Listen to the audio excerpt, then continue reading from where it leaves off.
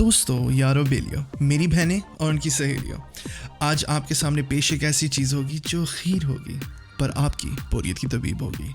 मैं आपका होस्ट और दोस्त आवाज़ न्याज। इनसे मिले, ये है मेरे हाथ, इनसे अच्छे से वाकिफ़ हो जाएं क्योंकि मैं तो कैंप पे नहीं आने वाला, तो यही आपको बार बार नज़र आया करेंगे। चाकू, छुरियाँ, खंजर, तलवारें, इनसे चोट लग सकती है और कैंचियों से घरों में लड़ाई लग सकती है, तो इन्हें बच्चों की पहुंच से दूर रखें। आज हम एक ऐसी चीज़ पर गौर फरमाएंगे जो दो चेहरों की मालिक है। इसको अनबॉक्स करने के अलावा हम इसका जायज़ा भी करेंगे, कुछ वक्त बिताएंगे, थोड़ा ट्रस्ट भी करेंगे और फिर उसी ट्रस्ट को टेस्ट भी करेंगे। ये है एसुस की ZenBook Pro Duo और ये एक लैपटॉप है।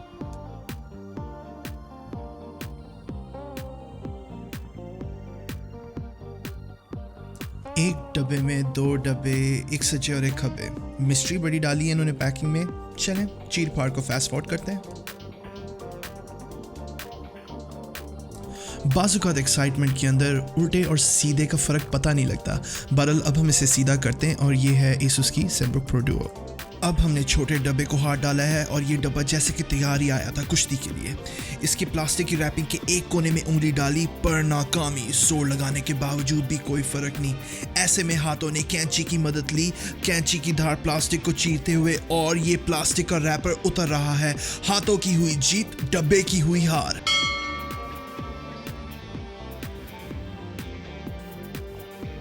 अगर हम डब्बे को खोलें तो ये ईंट की तरह दिखने वाली चीज़ पावर ब्रिक है। ये है चार्जर। इसके नीचे अगर आप देखेंगे तो वोल्टेज आप देख सकते हैं।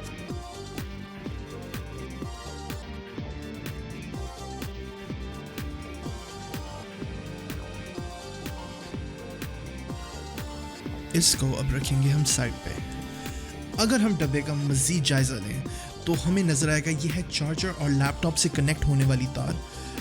इसके अलावा पता नहीं डब्बे में और कुछ है भी कि नहीं, हिलाकर शायद देख लेना चाहिए।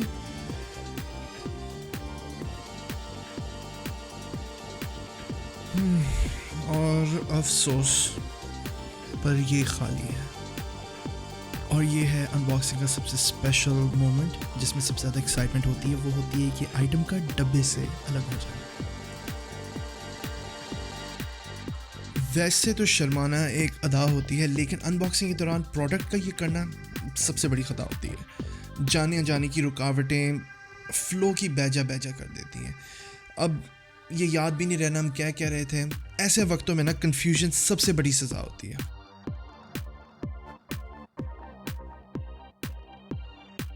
लो जी गाइस, यही है वो लैपटॉप जिसका हम सबको इंतज़ार था, जिनको इन हाथों ने पकड़ के कहीं और रख दिया। और भाई हमें लैपटॉप देखना था जी, ये डिस्ट्रैक्शंस होती हैं भाई। और अब हमारा ध्यान पड़ गया है स्टाइलस पेन के ऊपर। इसे हमसे ज़्यादा जल्दी है, by the looks of it, और ये फिसल जा रहा है। बहरहाल इसी बहाने हम हवाई सिग्नेचर कर लेते हैं और अब हमें इसे रखने की जगह मिलनी नहीं है। बहरहाल देख लें ज़रा, और शुक्र है मिल गई।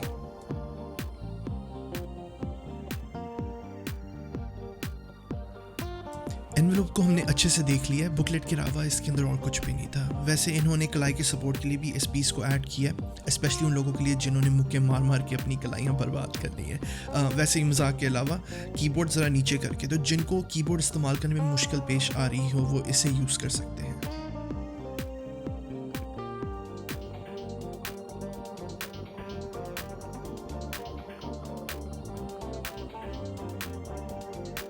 आज तक आपको बताया गया कि उन सबसे बच के रहे जिनके खाने के दांत और हों और दिखाने के दांत और। पर क्या ये बात एक लैपटॉप पर भी लागू होती है?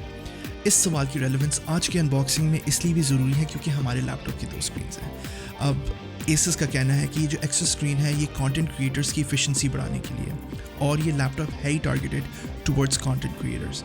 तो इतना कह रहे हैं तो फिर इसी बहाने चेक कर लेते हैं जी प्रोडक्ट कितने पानी में है। इसका main display 15.6 inches OLED 4K ही नहीं बल्कि टच स्क्रीन भी है, और जो स्क्रीन पैड प्लस है वो एक 14 inch 4K ultra HD touch screen display है। स्टाइलस पेन का यूज़ इंग्लिश में तो काफ़ी हद तक प्रैक्टिकल है, पर अगर आप रोमन, उर्दू या हिंदी में लिख रहे हो तो प्रेडिक्टिव टेक्स्ट जो होता है कुछ हद तक कंफ्यूज हो जाता है। ये कोई प्रॉब्लम नहीं है, होता ये है नॉर्मली फ़ोन्स में भी, नए फ़ोन्स में ये मसला होता है। और वक्त के साथ साथ जैसे आप इस्तेमाल करते रहें और जैसे हमने इसे इस्तेमाल किया वैसे ही इसका AI स्पेलिंग्स और वर्ड्स को समझने में काफ़ी हद तक बेहतर होता चला गया।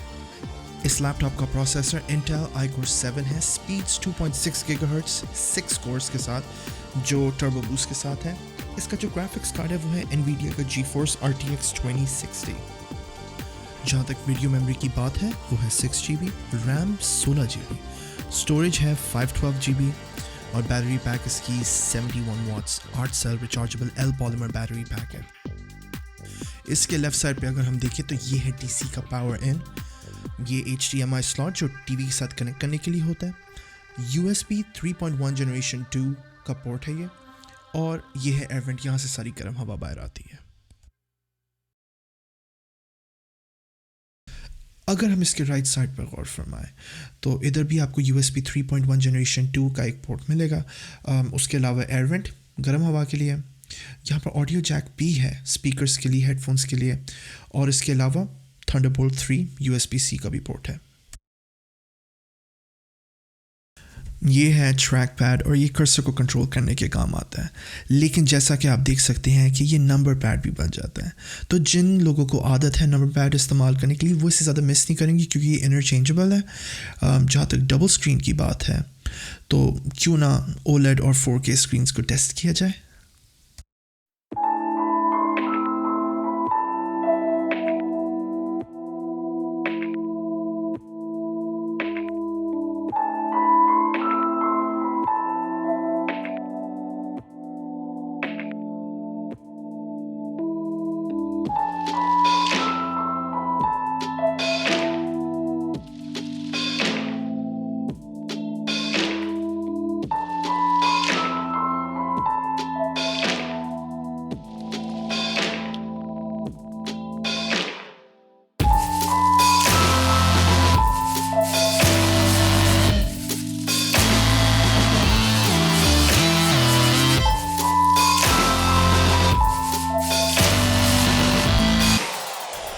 दोस्तों 2 हफ्ते इस्तेमाल करने के बाद मैं इस नतीजे पे आया कि अगर चीज़ अच्छी लगे और जेब इजाज़त दे तो ख़रीद लेनी चाहिए, क्योंकि शौक़ का तो कोई मोल नहीं होता ना। बाकी प्राइस का अपना एक शौक़ है। ये लैपटॉप इस वक्त 2200 पाउंड का है, मतलब कि 4.5 लाख पाकिस्तानी रुपयों के करीब।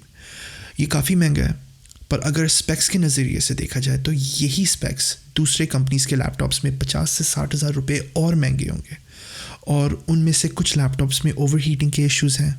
सबसे बड़ी बात है डबल स्क्रीन तो उनमें होगी नहीं, तो वो शशका आउट ऑफ द विंडो है, और फ्यूचरिस्टिक डिज़ाइन बिल्कुल नहीं है। बहुत से लोगों को लग रहा होगा कि ये एक्सेस स्क्रीन जो है बस MEX डालने के लिए रखी है, और शायद वो सही भी हो, लेकिन जब तक आप इसको एक्सपीरियंस ना करें आपको नहीं पता लगेगा, क्योंकि ये एक्सपीरियंस इतना नायाब है कि आप सोचने में मजबूर हो जाते हैं कि मैं इससे पहले कैसे जी रहा था। मतलब ये आपकी नॉर्मल रूटीन का इतना बड़ा हिस्सा बन जाती है सेकंड स्क्रीन कि आप 3-4 और आपने प्रोग्राम्स यहाँ खोले होते हैं और वो अपना काम कर रहे होते हैं, आपको कोई फ़र्क नहीं पड़ रहा होता।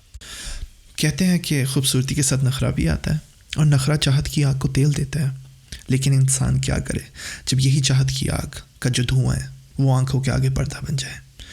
क्योंकि हम एक जज्बाती कौम हैं, और जज्बात के इस सहरा में हम चलते चलते इतनी दूर चले आते हैं कि पीछे जाने का तो रास्ता छोड़ें, एक घूंट पानी भी नहीं नसीब होता। इसी चीज़ को मद्देनज़र रखते हुए हमने शुरू में ही ये तय कर लिया था कि हर किस्म की टेस्टिंग, मतलब वीडियो से लेके गेमिंग से लेके स्क्रीन क्वालिटी और हर प्रोसेस को अच्छे से चेक करने के बाद, यहाँ तक कि वीडियो भी इसी पे एडिट करेंगे कि हम एक बेहतर आउटकम दे सकें। और इस सब के अंदर मुझे एक ही चीज़ अच्छी नहीं लगी, और वो थी इसकी बैटरी पावर। ये दोनों स्क्रीन्स की फुल ब्राइटनेस पे 3.5 घंटे से कुछ ही ऊपर मैनेज कर पाता है, और मतलब एक फुल चार्ज पे, और कुछों के लिए काफ़ी होगा, लेकिन मुझे खैर बैटरी से कुछ ज़्यादा उम्मीदें थी। बाकी आप देखकर खुद ही अंदाज़ा लगा सकते हैं कि ये प्रोडक्ट आपको कैसा लगा। जाते हुए मैं यही कहना चाहूँगा कि जो भी लें, राइट, पहले रिसर्च करें, और अगर समझ ना लगे तो किसी की मदद मांग लें, क्योंकि मदद मांगने से ना कोई बड़ा हो जाता है ना कोई छोटा, बल्कि प्रॉब्लम सॉल्व हो जाती है और हम आगे बढ़ जाते हैं। तो आप अपना ख्याल रखें, और इस वीडियो को लाइक, चैनल को फॉलो और सब्सक्राइब करना ना भूलना। बाकी हम फिर मिलेंगे in another unboxing preview review. See you.